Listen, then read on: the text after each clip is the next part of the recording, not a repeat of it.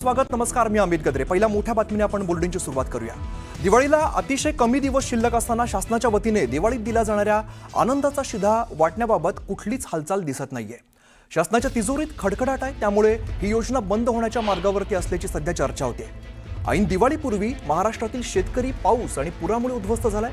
राज्यातील आर्थिकदृष्ट्या कमकुवत वर्गाला दिवाळीपूर्वी आनंदाच्या शिधाच्या माध्यमातून मदत दिली जाते, मात्र सध्या ही योजना बंद होण्याच्या मार्गावरती आहे।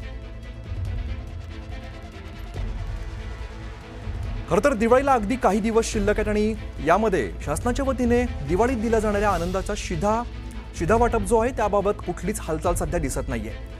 सध्या शासनाच्या तिजोरीमध्ये खडखडाट आहे, त्यामुळे ही योजना बंद होणार की काय अशी चर्चा सध्या रंगलेली आहे। आणि ऐन दिवाळीपूर्वी महाराष्ट्रातील शेतकरी अगदी पाऊस आणि पुरामुळे उद्ध्वस्त झालाय आणि यामध्येच ही बातमी समोर येते।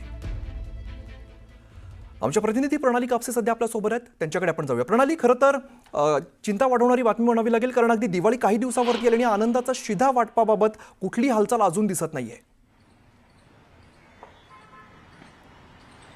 अगदी बरोबर आहे। एकनाथ शिंदे मुख्यमंत्री असताना ही योजना सुरू झालेली होती। विशेषतः राज्यातला जो आर्थिकदृष्ट्या कमकुवत असलेला वर्ग आहे, मजूर वर्ग आहे, कामगार वर्ग आहे, ज्या वर्गाची आर्थिक परिस्थिती बेताची असते, अशांना दिवाळी चांगल्या उत्साहात साजरी करता यावी यासाठी हा आनंदाचा शिधा दिला जात होता। त्याच्यामध्ये काही मोजक्याच वस्तू म्हणजे ज्याचा आपण वापर दिवाळीचं फराळ करण्यासाठी तयार करण्यासाठी करत असतो, अशा वस्तूंचा त्याच्यामध्ये समावेश होता। परंतु ती एक प्रकारची किट तयार केली जात होती, ज्याच्यामध्ये चण्याची डाळ असेल किंवा पोहे असतील, त्याचबरोबर साखर, गूळ अशा सगळ्या वस्तूंचा समावेश असायचा। तो आनंदाचा शिधा यावर्षी दिला जाणार नाही असं जवळपास दिसून येते, कारण अवघे 8-10 दिवस शिल्लक राहिलेले आहे दिवाळी सुरू व्हायला आणि शासन दरबारी त्या संदर्भातली कुठली हालचाल होताना दिसत नाहीये।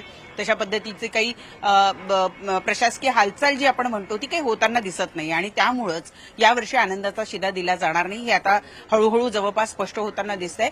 आज छगन भुजबळ या संदर्भातली प्रतिक्रिया देतील थोड्या वेळाने असं कळतं आहे।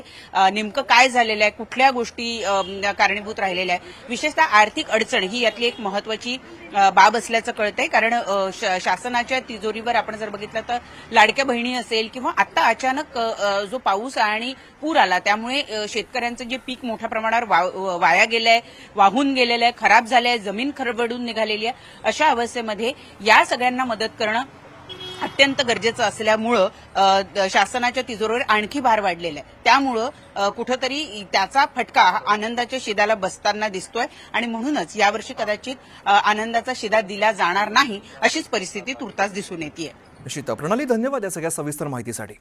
खरं तर दिवाळीला अतिशय कमी दिवस शिल्लक आहेत, मात्र आनंदाचा शिधा वाटपाबाबत अजूनही कुठली हालचाल दिसत नाहीये, त्यामुळे शासनाच्या तिजोरीत सध्या खडखडाट असल्याचं बोललं जात आहे। असं आहे की मोठ्या प्रमाणात आपण ग्रामीण भागामध्ये जे गरीब खालचे जे आमचे लोक आहेत त्यांना दिवाळीच्या वेळेस किंवा दसऱ्याच्या वेळेस आपण गेल्या अनेक वर्षापासून सवलतीच्या दरामध्ये आनंदाचा शिरा देतो, जेणेकरून त्यांना एक त्या पद्धतीने एक चांगली मदत होऊ शकते। पण अतिशय दुःखाची गोष्ट आहे की आनंदाचा शिरा जो या सर्व आमच्या महाराष्ट्रामध्ये सर्व कार्ड धारकांना, BPL धारकांना मिळणार होता तो देणार नाही, त्याबाबतीत राज्य शासनाने फेरविचार करायला पाहिजे।